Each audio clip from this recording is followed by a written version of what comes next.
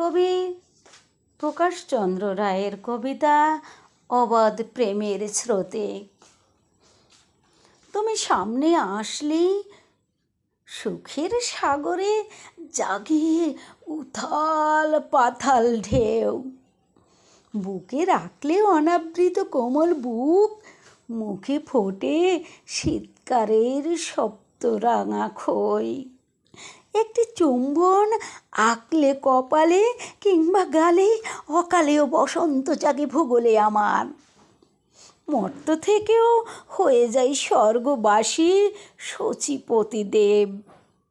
একটি আলিঙ্গনে রক্ত মাংস কষে শিরায় শিরায় বৈশাখী ঝড় ওঠে। কামাশ্রুতে সিক্ত হয় দেহ মন প্রাণ। দেহ তাপে দেহ কাঁপে থর থর। আনন্দ প্রবাহ বয়ে যায় বিদ্যুৎ প্রবাহের মতো। ভেঙে গেছে ব্রহ্মচর্যের বাঁধ। অবাধ প্রেমের স্রোতে দিনে রাতে তুমি এখন আরাধ্য রতন।